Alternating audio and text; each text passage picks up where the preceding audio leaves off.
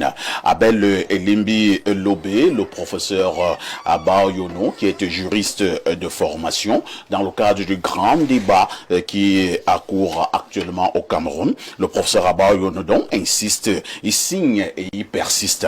Il dit que le mouvement pour la renaissance du Cameroun, le MRC, peut bel et bien investir le professeur Maurice Kamto. Votre regard? Je pense qu'il participe à une activité de trolling. Les trolls. Les trolls sont des personnages de la mythologie scandinave qui sont des personnages malfaisants qui se caractérisent par l'organisation des polémiques. Ils entretiennent des polémiques partout. S'aimer la confusion. Nous sommes à quelques mois des élections. À quoi sert cette polémique? Monsieur Kamto a la législation devant lui. Il n'est membre d'aucun organe chargé de faire respecter la législation. Il est candidat, il le dit, le moment venu, il va faire une déclaration de candidature telle que le code électoral la prévoit. Il va devoir y mettre les pièces qui sont prévues et il va déposer tout ça entre les mains du conseil électoral, qui n'est pas une juridiction, qui n'entend pas les gens, qui n'organise pas de... Comment vous appelez ça? D'audience. Qui veille au respect du code électoral tel que lui le comprend. Et il se prononcera. Ce que je sais et que je vois à travers tout le tintamarre qui est organisé, c'est qu'aucun leader de parti politique, aucun président de parti politique n'a dit que Maurice Kamto peut être investi au sens de l'article 121 du Code électoral pour n'avoir pas été aux élections. Très bien. Donc je constate que tous les acteurs politiques de ce pays se préparent à voir une bataille juridique, un juridisme qui ne prospérera pas. En même temps, tous les présidents de partis qui sont susceptibles d'investir au sens de l'article 121 du Code électoral parce qu'ils ont des élus, aucun d'eux, je n'ai vu aucun d'eux admettre quelque chose qui relève du dérèglement cognitif, qui est que tu ne participes pas à une élection et tu as des élus. Tous les leaders politiques qui sont représentés à l'Assemblée nationale, dans les conseils municipaux et dans les autres institutions de représentation, ils entendent la représentation comme une seule unique chose. Tu as participé aux élections, tu as eu des élus, tu es représenté. C'est M. Maurice Kamto qui vient nous apprendre, avec le soutien de M. Abba Yono, qui est un soutien tout à fait récent, probablement conjoncturel, que dans ce monde, tu ne vas pas aux élections, mais tu auras des représentants. Parce que tu les as débauchés chez ceux qui sont allés aux élections. Ma première question, avant de rentrer dans la manipulation d'un certain nombre de textes, c'est que si tout le monde n'allait donc pas aux élections, tu aurais eu des représentants en débauchant les élus de qui? Si tout le monde avait fait comme lui en 2020, les 18 partis qui ont des élus, si tous n'étaient pas allés, ou bien s'ils étaient allés, mais n'ont rien gagné, il aurait débauché qui? C'est compris. Donc nous sommes là. Ensuite, nous sommes là dans une activité, on y reviendra certainement, parce que les éléments de la loi sont précis, sont clairs, n'ouvrent la porte à aucune spéculation de fanfare, qui relève de l'esbrouf, de la fanfaronnade, qui moi commence à m'exacerber, à me déranger, parce que je ne vois pas comment. Ce que j'ai vu à l'université, c'est que plus on monte en niveau d'acquisition de savoir, plus on est humble. Le Merci. savoir confère l'humilité C'est à compris. ceux qui le détiennent. C'est compris. Ici, nous sommes dans le cas où le savoir crée des vantards, des gens qui disent n'importe quoi, qui perdent tous les procès, etc., etc. Merci Elimbi Lobé. Et je vous présente d'ailleurs, je vous propose une attitude du professeur Jean-Calvin Abayono qui s'exprime justement sur cette question. Jamais un juriste normal ne saurait mettre sur la balance la Constitution et la loi. Mais c'est une hérésie juridique. C'est pour ça que je dis que je ne voudrais pas insister là-dessus. C'est le b.a.-ba qu'on enseigne dans toutes les facultés de droit. Hein? C'est le b.a.-ba que le professeur Melon m'a enseigné en première année. C'est le b.a.-ba que fait le professeur Bipoun m'a enseigné. C'est le b.a.-ba hein, que le professeur Cuimo Jacques m'a enseigné. C'est ce même b.a.-ba, rien n'a changé, que j'enseigne dans les facultés de droit. Mais attention, que voulez-vous qu'on enseigne aux enfants? Moi, je dis le véritable problème est le suivant. Parce qu'il faudrait que les collègues fassent très attention. Comme Aimé allait dire, hommes loi. Il faut que les gens sachent que le monde peut changer. Les gencives sont extrêmement dangereuses.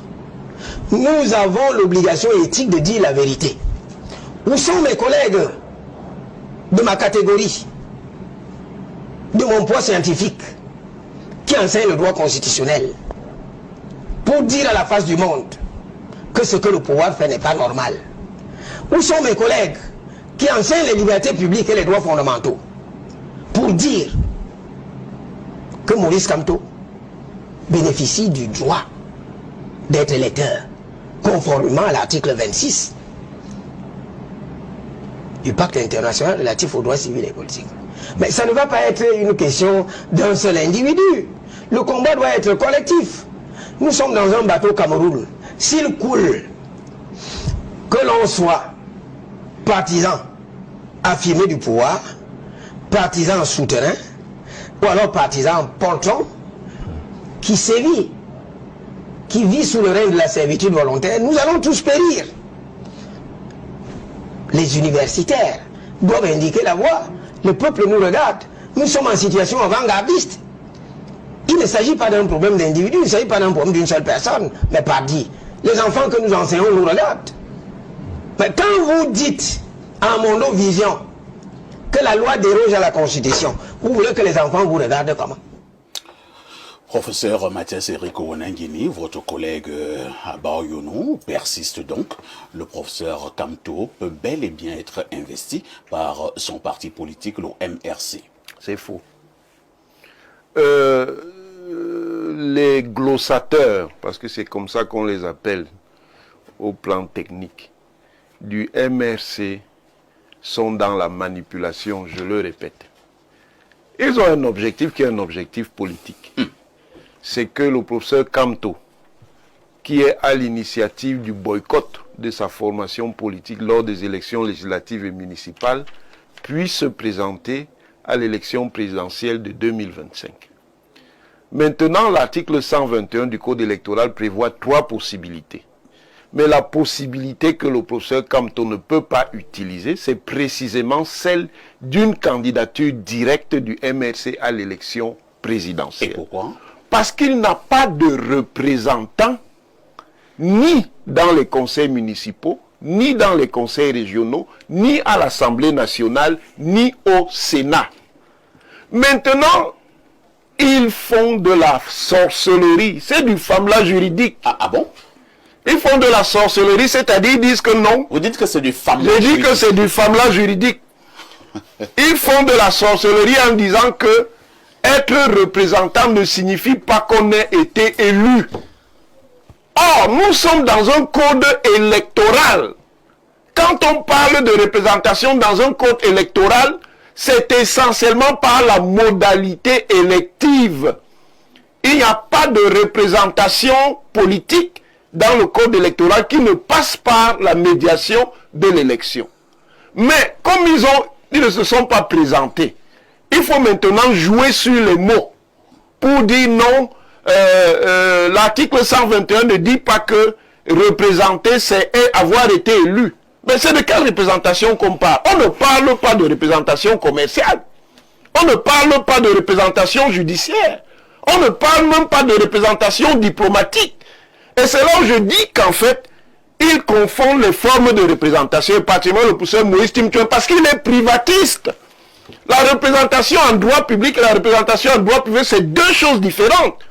Le mandat de droit public est un mandat qui est lié à la plénitude potestatis, c'est-à-dire la pleine puissance qui est associée à la souveraineté. Et un mandat qui est acquis sur la base de la souveraineté n'est pas un mandat aliénable, n'est pas un mandat tangible, n'est pas un mandat transmissible, n'est pas un mandat transférable.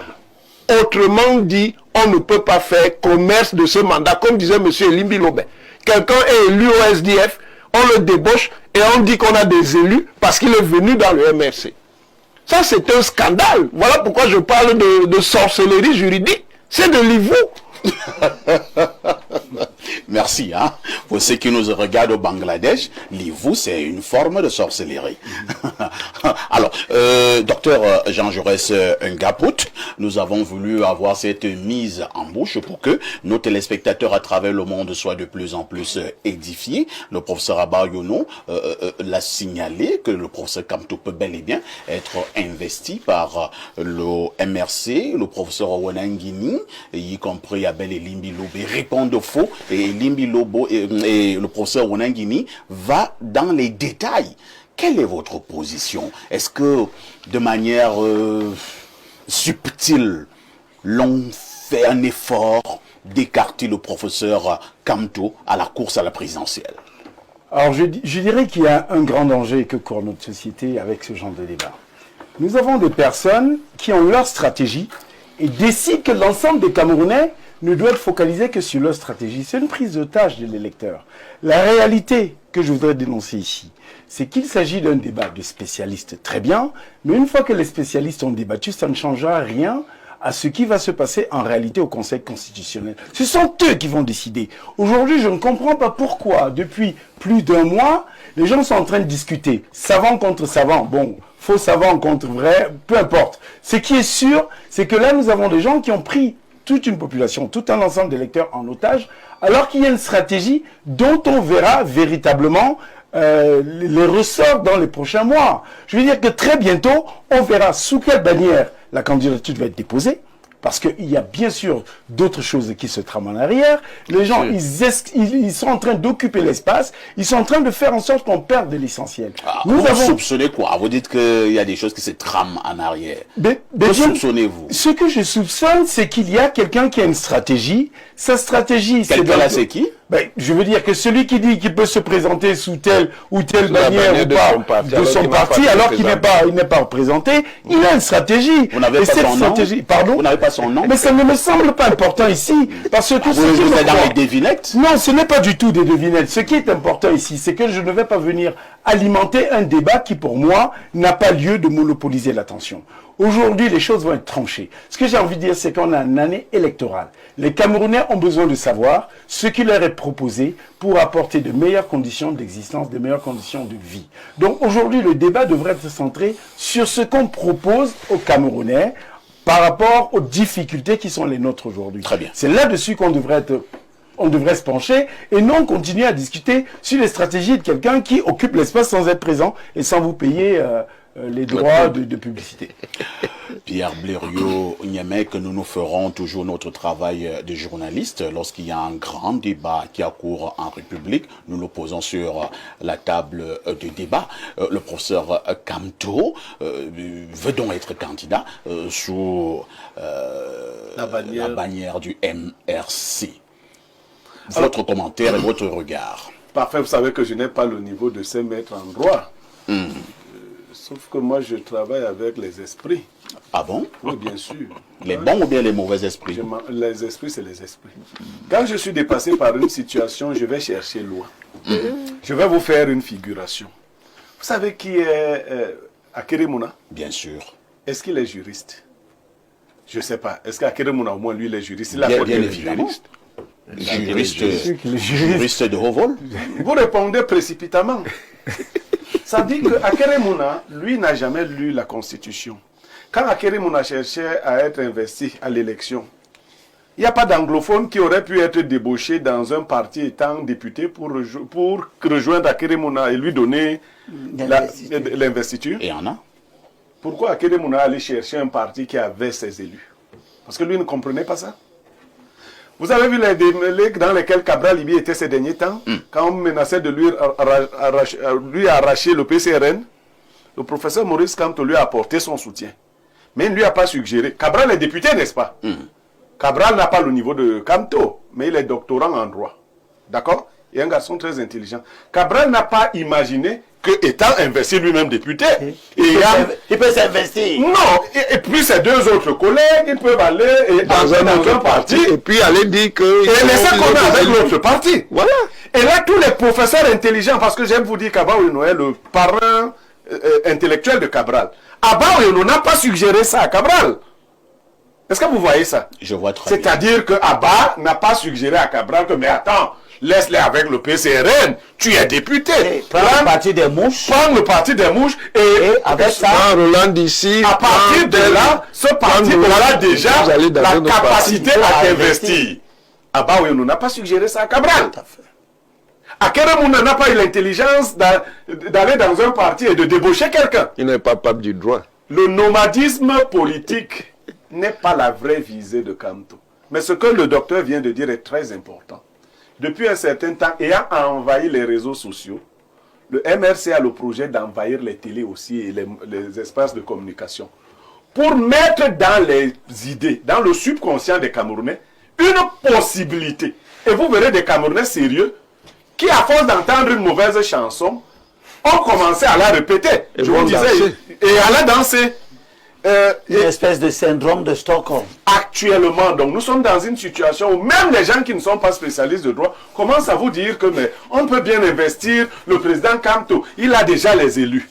C'est-à-dire que le RDPC qui a 150 députés et un peu plus, les 150 députés du RDPC peuvent quitter et aller dans 150 autres partis et rendre 150 autres partis capables d'investir des présidents de la République. Ce n'est pas la voie que Kamto veut emprunter.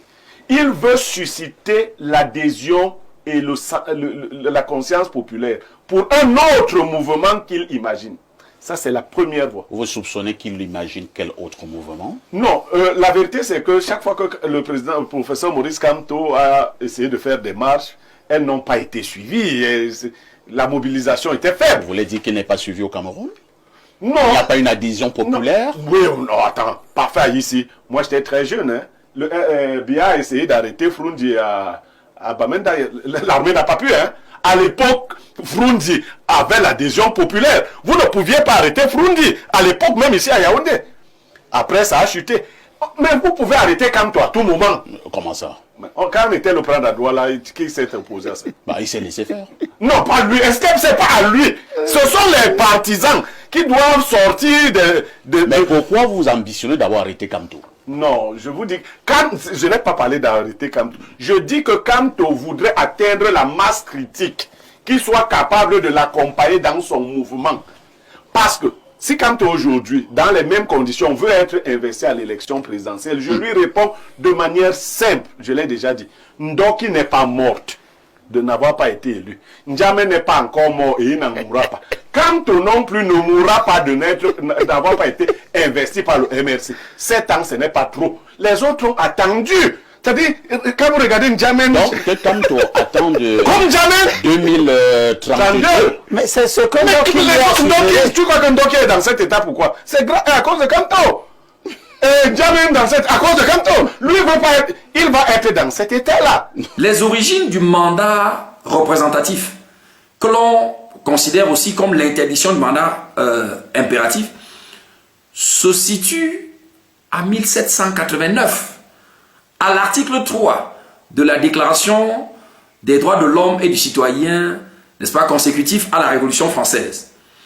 Et l'article 15 de la Constitution camerounaise est aujourd'hui repris. En fait, l'article 15 de la Constitution camerounaise reprend mot pour mot l'article 27 de la Constitution française. celle qui est en vigueur depuis 1958. Et ce rapport donc de la francophonie fait le point de la pratique de l'interdiction du mandat impératif dans 23 pays francophones. 23 pays francophones.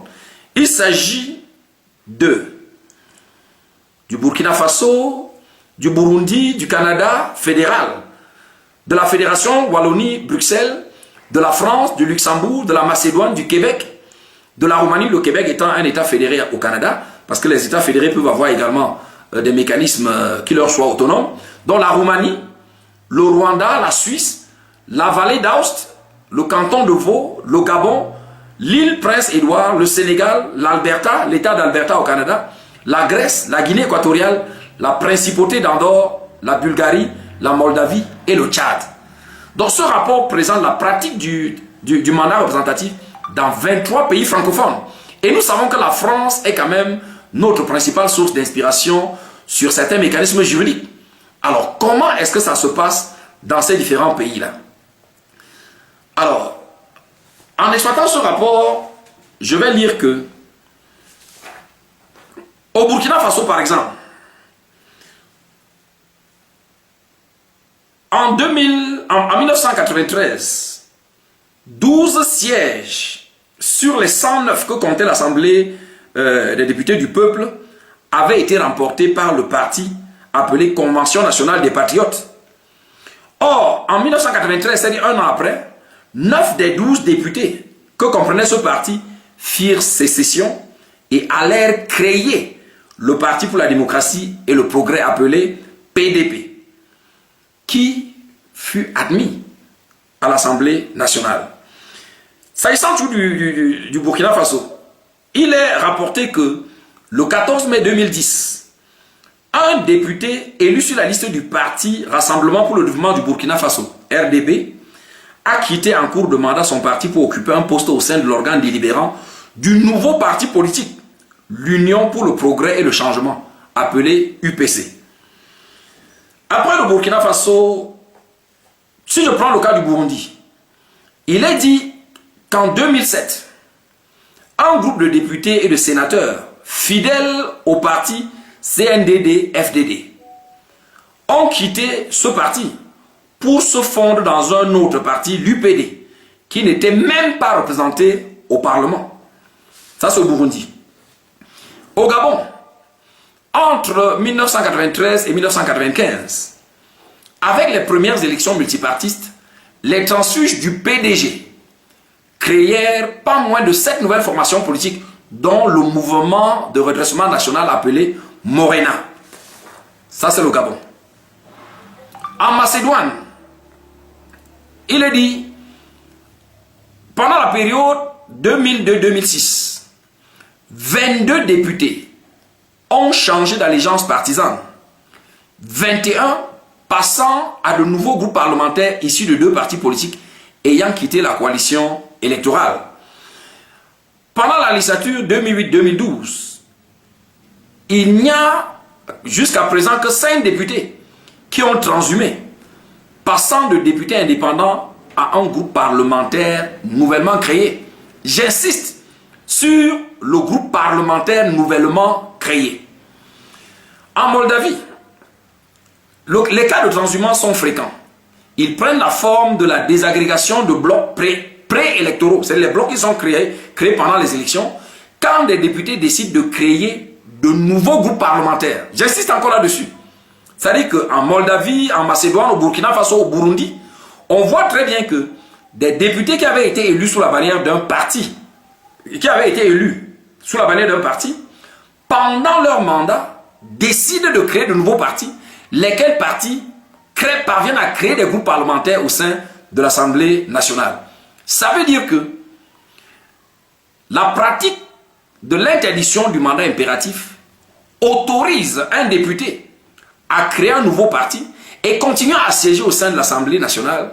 Il représente le dit parti. Et si le député parvient, si les députés démissionnaires parviennent à constituer un groupe parlementaire, c'est un nouveau groupe parlementaire qui se crée au sein de l'Assemblée. Alors, comment est-ce qu'on peut admettre qu'un groupe parlementaire siège à l'Assemblée nationale sans représenter le dit parti? Ce n'est pas possible. Le Cameroun ne crée pas l'interdiction du mandat impératif. Au canton de Vaud, on relate que 5 députés élus sous d'autres couleurs ont décidé de s'unir pour former un nouveau groupe politique. Le minimum requis étant de 5 députés pour former un groupe selon la loi. Et qu'ils ont rejoint, entre les élections du moins, qu'ils ont été rejoints par 2 députés élus sur les listes libérales. Si bien que, avant la fin de la législature, le nouveau groupe qui avait été créé par les partis démissionnaires comptait déjà 9 députés. Les 9 représentant un nouveau groupe parlementaire qui n'existait pas au moment où ces députés avaient été élus. Voilà donc, chers amis, quelques exemples puisés du rapport de l'Assemblée parlementaire de la francophonie, organisation dont le Cameroun est membre, et qui nous révèle que, à l'échelle de la francophonie, dans les parlements de divers pays, des députés élus sous la bannière d'un parti démissionnent de ce parti, parfois parviennent à créer une nouvelle formation politique, et si leur quota parvient à créer un groupe parlementaire, ils parviennent à imposer un nouveau groupe parlementaire au sein de l'Assemblée. Et d'ailleurs, ce que nous disons n'est pas complètement extérieur à l'histoire politique camerounaise, puisqu'on sait qu'en 2019, le député Oscar Edimond Doumbé avait démissionné du SDF déjà le 5 octobre 2018. Mais, au cours de la session parlementaire de mars 2019, exactement le 19 mars 2019, mais il a été solennellement accueilli par le président de l'Assemblée nationale, Kavaï Yegui Djibril, et directement introduit dans le groupe parlementaire du RDPC. Cela a d'ailleurs généré des réactions de désapprobation de la part des députés Jean-Michel Niche et Joshua aussi, qui avaient estimé que c'était une escroquerie politique, mais rien n'y a fait. Oscar Edimond Doumbé a bien été reçu dans le groupe parlementaire du RDPC. Il a d'ailleurs changé de place, puisqu'il devait siéger jusqu'à la fin de la législature au sein du groupe parlementaire RDPC. Et cela veut dire que, par rapport à la configuration de l'Assemblée nationale telle qu'elle avait été prononcée par le Conseil constitutionnel, le RDPC se voyait ajouter d'un député, pendant que le SDF se voyait retranché d'un député. Alors, si on doit appliquer cette situation d'analogie, on ne comprend pas comment on peut dire aujourd'hui que l'honorable Jean-Michel Niche ne représente pas le FCC, qui est son parti politique. Il a démissionné, il a été exclu du SDF, il a réactivé son parti qui était le Rassemblement pour la Patrie, lequel a changé de nomination entre-temps pour être le FCC. Donc au regard des constances ressortant du rapport de la francophonie, que de ce qui avait été fait dans le cas Oscar Doumbé, le député Jean-Michel Niche aujourd'hui continue de siéger à l'Assemblée nationale comme le représentant du FCC. C'est bien la conséquence de l'article 15, les alinéas 2 et 3, n'est-ce pas, de notre Constitution.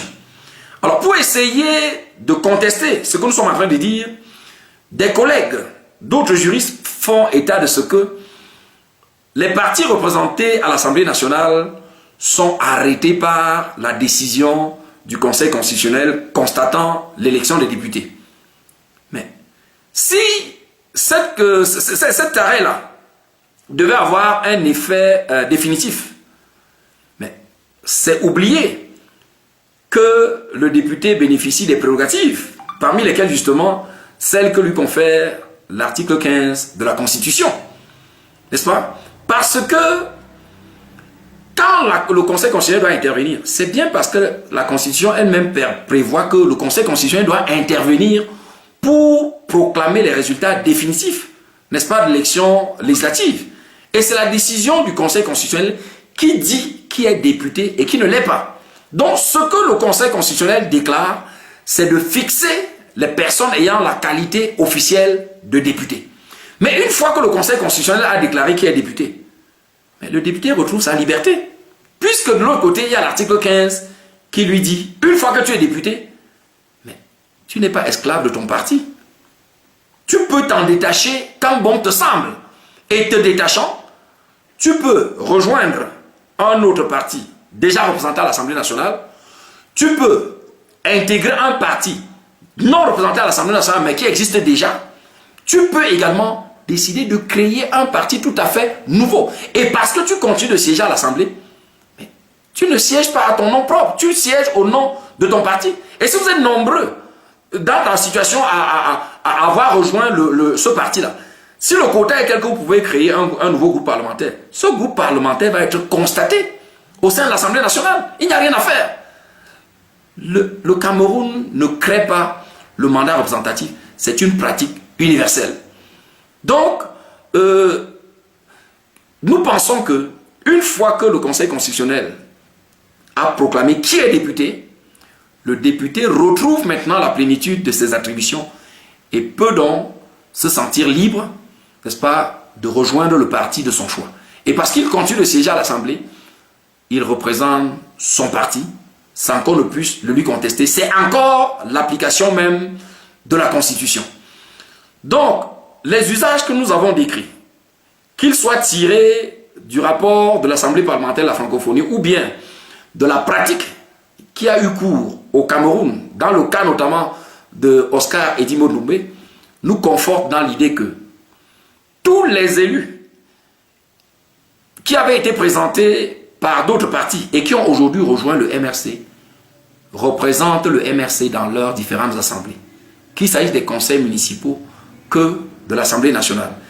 Et cela nous fonde à dire que le MRC est aujourd'hui apte à investir lui-même le professeur Maurice Kamto, à partir du moment où des élus l'ont rejoint. Et la capacité du MRC à investir le professeur Kamto va se densifier, parce que l'affiliation politique de l'élu qui est prise en compte pour déterminer si son parti peut ou non investir un candidat, ce n'est pas son affiliation au jour de sa propre élection. Non, c'est l'affiliation de l'élu au jour où le corps électoral est convoqué.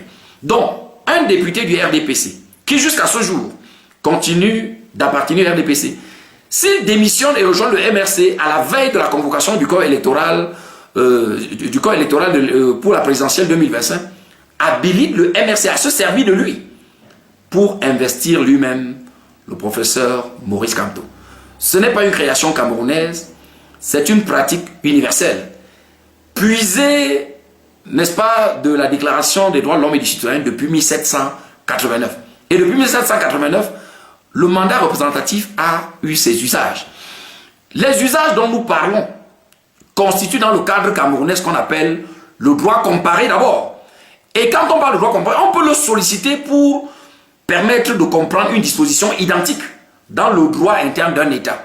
Et nous avons dit, l'article 15 de la Constitution camerounaise est une reproduction intégrale de l'article 27 de la Constitution française, qui n'est rien d'autre que l'application de l'article 3 de la Déclaration des droits de l'homme et du citoyen. Donc le droit comparé déjà, tel que je viens de le présenter, à partir des exemples burkinabés, burundais, macédoniens, n'est-ce pas, nous permettent de nous conforter dans l'idée que ailleurs, les autres pays qui ont consacré le mandat représentatif donnent à l'élu le loisir de représenter une nouvelle formation qui n'existait pas au moment où il avait été élu. Deuxièmement, ces pratiques-là, en droit, peuvent aussi être considérées comme étant la coutume. Or, lorsque nous parlons de la coutume, il s'agit d'une pratique suffisamment ancienne et répandue qui, à force d'être répétée, devient une norme contraignante. Et donc, quand nous convoquons ces rapports du Conseil de l'Europe, de l'Assemblée parlementaire de la francophonie, en réalité, nous voulons faire comprendre à tous nos auditeurs qu'il s'agit d'une coutume. Et lorsque les dispositions légales sont imprécises, ne sont pas suffisamment explicites, mais parmi les leviers que l'on peut activer pour donner un sens aux dispositions légales, c'est de convoquer la pratique, de convoquer les usages. Et donc, en matière d'interdiction du mandat impératif, les usages sont suffisamment constants, les usages sont suffisamment stables. Et les applications, on les trouve partout. En Europe, en Amérique, au Canada, mais aussi en Afrique. Et les exemples, n'est-ce pas, nous ont été donnés par les pays voisins. Le Gabon, le Burundi, le Burkina Faso, le Sénégal. Et même, nous avons eu des exemples à l'intérieur de notre propre pays, notamment avec le cas Oscar Edimon Doumbé, qui a été solennellement accueilli dans le groupe parlementaire du RDPC. Supposez que Oscar Doumbé, démissionnant du STF, ne rejoigne pas le RDPC et aille créer son parti. Mais il faut tirer la conséquence de ce qui s'est fait avec lui. On l'a recueilli dans le RDPC en ajoutant le groupe parlementaire du RDPC d'un et en retirant, en amputant le groupe du SDF d'un. L'interprétation par analogie voudrait que si M. Oscar Edimon Doumbé avait rejoint le MRC,